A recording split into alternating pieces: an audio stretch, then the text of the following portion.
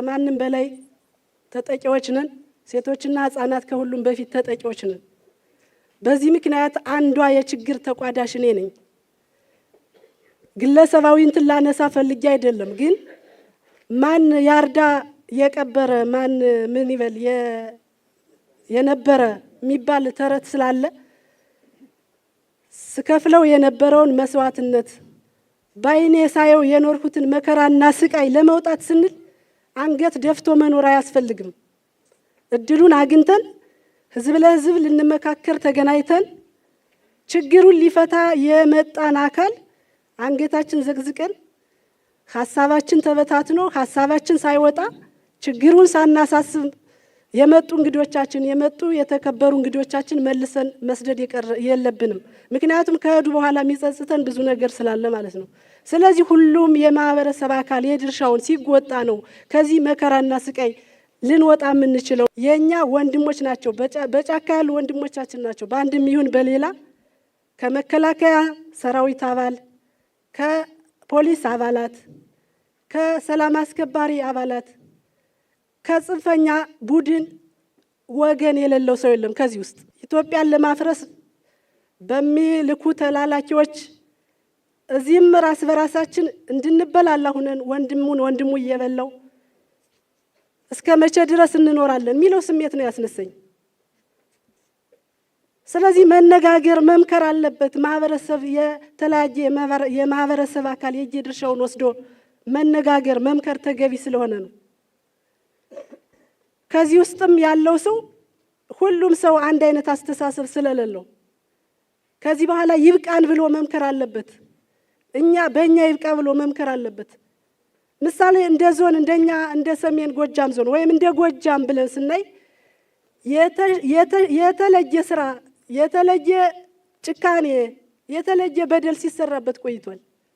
ብሎም ደግሞ እንደ ወረዳዎች ስናነጻጽር ደግሞ ይልማና ዴንሳ በጣም ተጠቂ ሆኖ በተለያየ ምክንያት ሀብት ወድሞ ሰው ሙቶበት የተለያየ የአካል ጉዳት ደርሶበት የሞራን ጫናው የሞራን ጭፍጨፋው ደርሶበት ዝቅ ብሎ እንዲሄድ አንገቱን እንዳያቃና ሆኖ የተቀመጠ ወንዱ ሴት የሆነበት ወቅት ነው።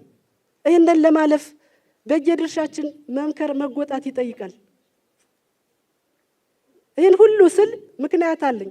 እኔ ዴንሳ ባታ ነው አጋጣሚ ኑሮዬም ሁለመናዬም ዴንሳ ባታ የምትባል ቀጠና ነው ያለሁት። 2015 ችግሩ እንደተፈጠረ 2016 መስከረም ላይ ቤቴን ሀብቴን ንብረቴን አላዝዝበት ብዬ ጥዬ እንደወጣሁ በስደት ላይ ነው ያለው እስካሁን። ከዚህ በላይ ምን ይመጣል? ሀብትን አጦ ሀብት ተዘርፎ ተቃጥሎ የሞራን ጫና ደርሶ የአካል ጉዳት ደርሶ ይህንን ሁሉ መከራ ችሎ እስካሁን መቆየት እና ለዛሬ ቀን ማብቃቱ ራሱ በጣም ደስተኛ ነኝ። ከዚህ በኋላ ሰው አንድ ጊዜ ሁለት ጊዜ አይሞት፣ አንድ ጊዜ ነው እንጂ 3 ጊዜ አይሞት። አብሮነታችን ይጠንክር፣ ወደፊት እንምከር፣ ወንድሞቻችን እንነጋገር፣ ህዝብ ለህዝብ ይምከር። ዴንሳ ባታ ላይ ሀብት ሲወድም እኔ ራሴን አውጪ ብዬ ጥዬ ያው እስካሁን አለው ይኖርሁኝ። ትናንትናም ጀምሮ የተፈጠረው ችግር አሁንም እየቀጠለ ነው። ዛሬ ይቺ ይልማና ዴንሳና አካባቢዋ አዴት ከተማ ቀጠና ይቺ ቅርብ ለቅርብ ያለው ቀጠና ሰላማዊ አንጻራዊ ሰላም ቢኖረው ትንሽ ከፍ ስንል ዴንሳ ባታ ጀምሮ ከዚህ ጽዮን ቀበሌ ጀምሮ ያለውን ማህበረሰብ ወገን ዘመድ የሌለው አይኖርም። እየከፈለ ያለው መከራ በጣም ከባድ ነው። ህዝባችን መድረሻ መጠጊያ አጥቶ ነው ያለ። ስለዚህ ይህንን ሳያስበውም ይሁን ሳያውቅ ወጦ በጫካ ውስጥ የገንዛ ወገኑ ላይ ብዙ ነገር እየደረሰበት ያለን ወገንን ለማዳን ሁሉም ሰው የየድርሻውን መጎጣት አለበት። አሁንም እስካሁን ዋጋ እየከፈልን ነው። ዋጋ ስንከፍል ቤተሰብ እኛ በራሳችን ብቻም አይደለም፣ የእህት ልጅ የወንድም ልጅ አብሮ ተበትኗል። 5-6 ቤት ዘግተን ወጠናል። 5-6 ቤት ተዘርፏል፣ ወድሟል። ከብት የለ ምንም ከጨገሬታ ወጥቷል ቤተሰቡ በሙሉ። ይህ ነው ወይ አማራ ሊያድን የሚለው ነገር ነው ስሜቴን የቀሰቀሰው። ይህን ይዘን ታግለን ነው የኛ ወንድሞች አማራን እናድን ብለን አማራን እየገደልን ነው ወይ የሚለውን ጥያቄ ማንም ሰው መናገር አለበት። ሀብታሙም ባለሀብቱም ሁሉም ያላጨበጨበ የለምና በወቅቱ። አሁን ግን እያየው ነው ማን ተቋዳሹ የችግሩ ተቋዳሽ ማን እንደሆነ ማለት ነው። በሀብቱም ያዝዝ የለም፣ እንቅልፍ የሚተኛ የለም። ይህን ሁሉ መከራ ስቃይ ለማስቆም ባለሀብቱም ማህበረሰብ ክፍሉም የተለያየ ማህበረሰብ ክፍል አለ። ወጣቱ፣ ሴቱ፣ ሃይማኖት አባቶች በተለያየ ሃይማኖት እሱን ልንዘክር ልንመክር ብንችል ምን ችግር አለው? ሚሽሞረሞር አለ ካሜራ ውስጥ ላለመግባት። ለሰላም ነው እኮ ምን መክረው። ነገ ይችንን የወደቀች ሀገር እናንሳት ብለን እኮ ነው ምን መክረው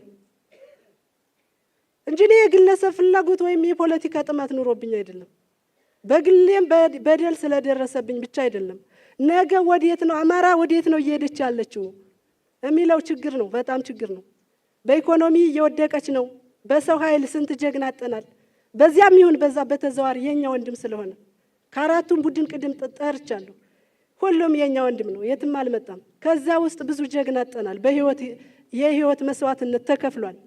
አካሉን ጉዳተኛ የሆነ ሰው አለ። ሀብት ወድሟል። ነገ እንዴት ነው ምን ተከውይነን? ከዚህ ህይወት ለመውጣት አሁን ቆም ብሎ ማሰብ መምከር ይጠይቃል የሚለው ነው ዋናው ሀሳብ።